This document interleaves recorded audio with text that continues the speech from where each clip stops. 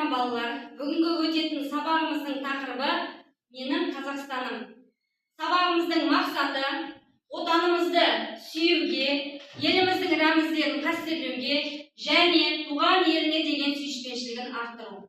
Балалар, сендер білесіңдер, 25 қазан республика күні болып белгіленді. Яғни президентіміз Қасым-Жомарт Кемелұлы Тоқаев мен республика күні ұлттық мереке мәртебесін қайтаруды ұсынамын. Сондықтан қазанның 25 күні жыл сайын егемендік күнін еліміздің басты мерекесі ретінде атап өтуіміз керек деді.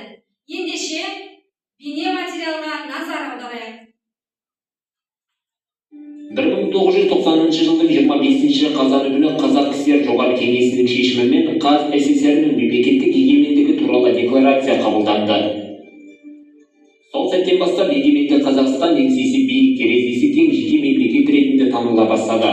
Қабылданған декларация Қазақстанның болашақ тәуелсіздігінің іргетасы саналды. Бұл декларацияның қабылдануымен егемендігін мәлімдейтін жеке территориясы, азаматтығы, мемлекеттік бюджеті, халықаралық қатынастардағы дербестігі, мемлекеттік рәміздеріміз бекітілді. Қазақстанның егемендігі және территориясының тұтастығы саяси, құқықтық және экономикалық тұрғыдан дәйектелді. Осы кезден бастап демократиялық қоғам құру мақсатында ел ішіндегі қоғамдық саяси құрылымға біраз өзгерістер енгізіле бастады. Бұл акт арқылы әлем картасындағы жаңа мемлекет Қазақстан Республикасының негізі қаланды. Республика күні Қазақстанда 1992 жылдан бері тойланып келе жатқанымен, мемлекеттік мерекелер тізіміне тек 2001 жылы ғана енгізілді. 2009 жылы Қазақстан Республикасындағы мерекелер туралы қолданыстағы заңға өзгерістер енгізілді.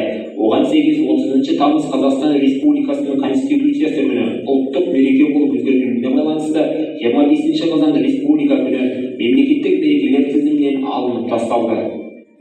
2022 жылы Қазақстан Республикасы президенті Қасым-Жомарт Тоқаев Қазақстанның кейбір заңнамалық актілеріне кинематография, мәдениет және мерекелер мәселесі бойынша өзгерістер мен толықтырулар енгізу туралы заңына өзгерістер енгізіп, 25 қазан Республика күнін ұлттық мереке ретінде тойлау туралы бастаманы ресми түрде бекітті.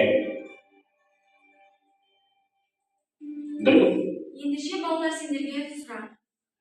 Республика күні қандай мереке болып белгіленді?